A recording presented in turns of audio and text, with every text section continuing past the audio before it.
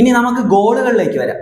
ഫസ്റ്റത്തെ ഗോൾ നോക്കുക. പ്രോപ്പറായിട്ട് ആ ഒരു 4 ഡിഫൻഡേഴ്സും അവരുടെ ആ ലൈൻ കീപ്പ് ചെയ്തിട്ടുണ്ട്. 2 ഫോർവേഡ് പ്ലെയേഴ്സ് ആ ഒരു ബോക്സിനകത്തുണ്ട്. ഒരാൾ വിങ്ങിൽ ബോളുമായിട്ട് വരുവാണ്. ഈ ഒരു സാഹചര്യത്തിൽ മിഡ് ഭാഗത്ത് ഒരു സ്പേസ് കാണാം.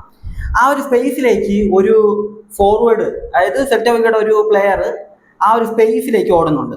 ആ ഒരു പ്ലെയറിനെ മാർക്ക് ചെയ്യാൻ ആരുമില്ല. 3 പേരാണ് മിഡിലുണ്ടായിരുന്നത്.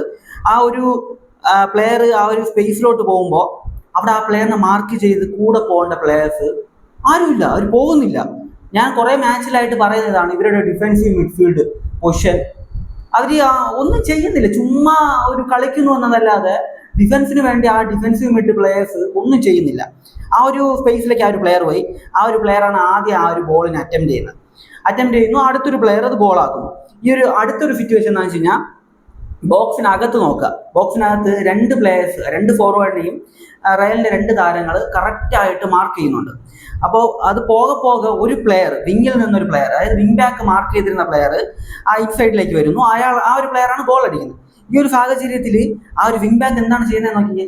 ആ ഒരു പ്ലെയറിന്റെ കൂടെ വരേണ്ട വിങ് ബാക്ക് അവിടെ തന്നെ സ്റ്റക്കായി. ആ ഒരു 2 ഡിഫൻഡേഴ്സ്, അതായത് ബാക്കിൽ കളിച്ചിരുന്ന സെൻട്രൽ ബാക്കും ആ ഒരു വിങ് ബാക്കും തമ്മിലുള്ള ഒരു കമ്മ്യൂണിക്കേഷന്റെ ഗ്യാപ്പാണ് അവിടെ നമ്മൾക്ക് കാണാൻ കഴിയുന്നത്.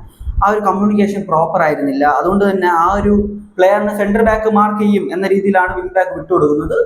വിങ് ബാക്കിന്റെ അടുത്തേക്ക് വന്നിട്ടുള്ള മറ്റൊരു ഫോർവേഡിനെ വിങ് ബാക്ക് മാർക്ക് ചെയ്തു. ഈ ഒരു സാഹചര്യത്തിൽ 2 പേരും ഒരു പ്ലെയറിനെ മാർക്ക് ചെയ്യാണ്. ആ ഒരു പ്ലെയർ ഫ്രീ ആയി ആ ഒരു പ്ലെയർ സ്കോർ ചെയ്യുന്നു.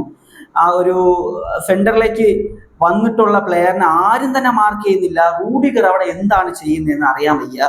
ഇതാണ് ഫസ്റ്റത്തെ ആ ഒരു ഗോൾ. നല്ലൊരു ഫിനിഷ് ആയിരുന്നു. ഫസ്റ്റ് ടച്ചിൽ തന്നെ ആ ഒരു കീപ്പറിന് ഒരു ചാൻസ് ഇല്ല, അതൊരു ഫിനിഷ് ചെയ്തു.